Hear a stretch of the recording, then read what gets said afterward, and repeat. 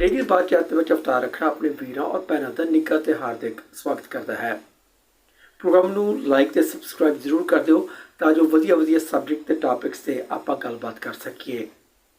ਅੱਜ ਜਿਸ ਮੁੱਦੇ ਤੇ ਆਪਾਂ ਗੱਲਬਾਤ ਕਰਨੀ ਹੈ ਉਹ ਇਹ ਹੈ ਕਿ ਤੁਸੀਂ ਕਦੋਂ ਪੀਆਰ ਹੁੰਦੇ ਹੋ। ਪਹਿਲਾਂ ਤਾਂ ਇਹ ਕਿ ਕੁਝ ਬੱਚੇ ਕਨਫਿਊਜ਼ ਹੋ ਜਾਂਦੇ ਨੇ ਕਿ ਉਹ ਪੀਆਰ ਕਦੋਂ ਹੁੰਦੇ ਆ। ਕੁਝ ਆਏ ਹੋਏ ਵਿਦਿਆਰਥੀਆਂ ਨੂੰ ਇਹ ਕਨਫਿਊਜ਼ਨ ਹਮੇਸ਼ਾ ਹੀ ਰਹਿੰਦੀ ਆ ਕਿ ਮੈਂ ਪੀਆਰ ਹੋ ਵੀ ਗਿਆ ਕਿ ਨਹੀਂ। ਤੁਹਾਨੂੰ refugees of Canada and citizenship ਦੇ ਵੱਲੋਂ ਇੱਕ ਲੈਟਰ ਆਉਂਦੀ ਆ, ਈਮੇਲ ਆਉਂਦੀ ਆ ਜੋ ਤੁਹਾਨੂੰ ਇਤਲਾਹ ਦਿੰਦੀ ਕਿ congratulations your PR application has been approved.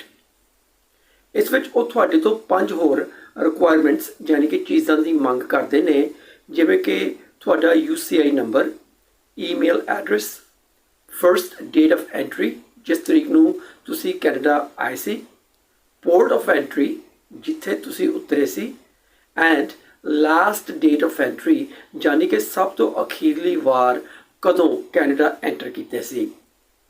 ਇਹ ਸਾਰੀਆਂ ਚੀਜ਼ਾਂ ਦਾ ਤੁਸੀਂ ਵਾਪਸ ਜਵਾਬ ਦੇਣਾ ਹੁੰਦਾ। ਇਸ ਈਮੇਲ ਦਾ ਰਿਪਲਾਈ ਕਰਨ ਦੇ ਨਾਲ ਕਈ ਵਿਦਿਆਰਥੀ ਅਸਿਊਮ ਕਰ ਲੈਂਦੇ ਨੇ ਕਿ ਹੁਣ ਇਹ ਪੱਕੇ ਪੀਆਰ ਹੋ ਗਏ, ਪਰ ਸਿਰਫ ਇਸ ਈਮੇਲ ਨੂੰ ਰਿਪਲਾਈ ਕਰਨ ਦੇ ਨਾਲ ਤੁਸੀਂ ਪੀਆਰ ਨਹੀਂ ਹੁੰਦੇ। ਇਸੇ ਈਮੇਲ ਦੇ ਦੂਸਰੇ ਹਿੱਸੇ ਦੇ ਵਿੱਚ ਤੁਹਾਨੂੰ ਪੀਆਰ ਪੋਰਟਲ ਦੀ ਰਿਕੁਐਸਟ ਵੀ ਆਉਂਦੀ ਹੈ। ਇਸ ਦੇ ਜ਼ਰੀਏ ਤੁਹਾਨੂੰ ਕਨਫਰਮ ਕਰਨਾ ਪੈਂਦਾ ਕਿ ਤੁਸੀਂ ਕੈਨੇਡਾ ਵਿੱਚ ਹੀ ਰਹਿੰਦੇ ਹੋ।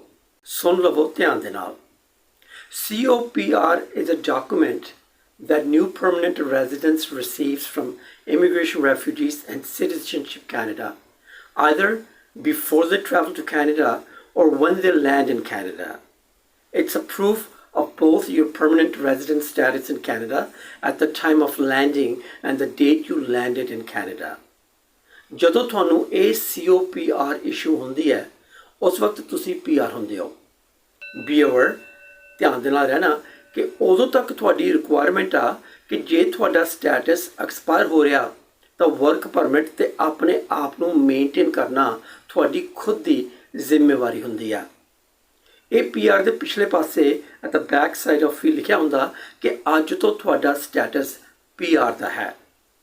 ਸੋ ਖਿਆਲ ਰੱਖਣਾ ਕਿ ਜਿੰਨਾ ਚਿਰ ਤੁਹਾਨੂੰ COPR ਇਸ਼ੂ ਨਹੀਂ ਕੀਤੀ ਜਾਂਦੀ ਤੁਸੀਂ PR ਨਹੀਂ ਹੁੰਦੇ। ਤੁਸੀਂ ਆਪਣਾ PR ਸਟੇਟਸ ਆਨਲਾਈਨ ਵੀ ਚੈੱਕ ਕਰ ਸਕਦੇ ਹੋ। ਤੁਸੀਂ ਆਪਣਾ ਸਟੇਟਸ ਚੈੱਕ ਕਰ ਸਕਦੇ ਹੋ ਪਰਮਨੈਂਟ ਰੈਜ਼ੀਡੈਂਸ ਪੋਰਟਲ ਤੇ ਜਾ ਕੇ ਵੀ। ਸੋ ਧਿਆਨ ਰੱਖਣਾ ਕਿ ਤੁਹਾਨੂੰ ਈਮੇਲ ਆਵੇਗੀ ਜਿਹੜੀ ਕਿ ਇਸ ਤਰ੍ਹਾਂ ਐਂਡ ਹੁੰਦੀ ਹੈ। ਵੈਸੇ ਮੈਂ ਸਕਰੀਨ ਦੇ ਉੱਪਰ ਲਿਖ ਵੀ ਦਿੱਤਾ ਇਸ ਨੂੰ @gic.gc.ca। ਸਬਜੈਕਟ ਮੈਟਰ ਲਿਖਿਆ ਹੋਵੇਗਾ IRCC-permanent residence portal bracket PR confirmation and bracket ਤੇ ਅੱਗੇ ਜਾ ਕੇ ਫ੍ਰੈਂਚ ਦੇ ਵਿੱਚ ਲਿਖਿਆ ਹੋਵੇਗਾ। ਇਸ ਦਾ ਤੁਹਾਨੂੰ ਜਵਾਬ ਦੇਣਾ ਪੈਣਾ ਡਿਕਲੇਅਰ ਕਰਨ ਦੇ ਲਈ ਕਿ ਤੁਸੀਂ ਕੈਨੇਡਾ ਵਿੱਚ ਹੀ ਹੋ ਤੇ ਆਪਣਾ ਮੇਲਿੰਗ ਐਡਰੈਸ ਵੀ ਕਨਫਰਮ ਕਰਨਾ ਪੈਂਦਾ ਤੇ ਨਾਲ ਹੀ ਰੀਸੈਂਟ ਫੋਟੋ ਸਬਮਿਟ ਕਰਨੀ ਪੈਂਦੀ, ਅਪਲੋਡ ਕਰਨੀ ਪੈਂਦੀ ਜਿਹੜੀ ਤੁਹਾਡੀ PR ਕਾਰਡ ਦੇ ਲਈ ਵਰਤੀ ਜਾਣੀ ਹੈ।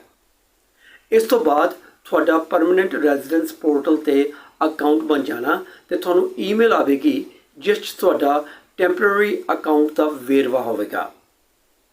ਅਧਿਕਾਰੀਆਂ ਦੇ ਵੱਲੋਂ ਤੁਹਾਡੀ ਨਵੀਂ ਅਪਲੋਡ ਕੀਤੀ ਗਈ ਫੋਟੋ ਰਿਵਿਊ ਹੋਵੇਗੀ ਤੇ ਰਿਵਿਊ ਹੋਣ ਤੋਂ ਬਾਅਦ ਉਸ ਨੂੰ ਅਪਰੂਵ ਕਰ ਦਿੱਤਾ ਜਾਵੇਗਾ। ਅਪਰੂਵਲ ਹੋਣ ਤੋਂ ਬਾਅਦ ਕੁਝ ਕੁ ਹਫ਼ਤਿਆਂ 'ਚ ਤੁਹਾਡਾ PR ਕਾਰਡ ਆ ਜਾਂਦਾ।